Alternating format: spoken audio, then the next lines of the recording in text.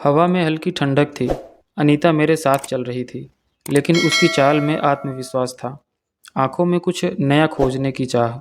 वहीं पर हमारी मुलाकात एक पुराने दोस्त से हुई, विशाल। वह कॉलेज में मेरा क्लासमेट रह चुका था, अब एक ट्रैवल कंपनी में काम करता था और उसी होटल में अपने दो दोस्तों के साथ ठहरा हुआ था। मैंने हाय हेलो किया और बातें शुरू हो गई। विशाल ने कहा, ड्रिंक पर आओ यार, ऊपर कमरे में बैठे हैं सब। मैंने अनीता की तरफ देखा, वो सहज दिख रही थी। मैंने कहा, चलो कुछ देर बैठते हैं। हम विशाल के कमरे में पहुंचे। वहां उसके दो दोस्त पहले से ही मौजूद थे। एक का नाम था अर्जुन और दूसरे का सुमित। दोनों 40 के आसपास के समझदार और स्मार्ट लोग लगे। बातचीत हल्की फुल्की शुरू में थी, लेकिन कुछ ही देर बाद माहौल खुल गया। अनीता ने भी धीरे धीरे बातचीत में हिस्सा लेना शुरू कर दिया। हम सब ने एक एक पैग लगाया, म्यूजिक चल रहा था, सब मुस्कुरा रहे थे।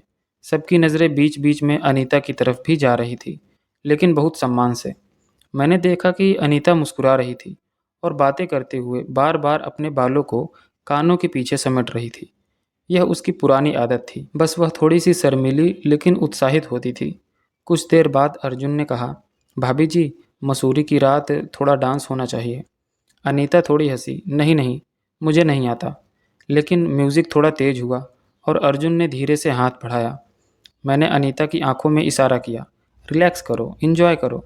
वो खड़ी हो गई और हल्के कदमों से डांस में शामिल हो गई।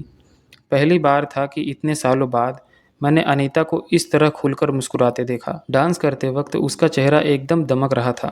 उसके गालों पर लाली थी, उसकी आंखों में चमक थी। अनीता जैसे ही अर्जुन के साथ डांस फ्लोर पर आई, पूरे कमरे का माहौल बदल गया।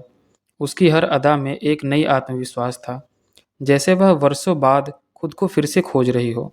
उसकी साड़ी के पल्लू ने उसके खुले कंधे को थोड़ा सा और उगाड़ दिया था, जो किसी इरादे का हिस्सा नहीं, लेकिन उस माहौल में सबकी नज़रों का केंद्र बन चुका था। राहुल वहीं बैठा था और सब कुछ गौर से देख रहा था, लेकिन बिना असहज हुए। उसके मन में ईर्ष्या नहीं, बल्कि संतोष था। वो चाहता था कि अनीता वो सब महसूस करे जो इन सालों में दब गया था।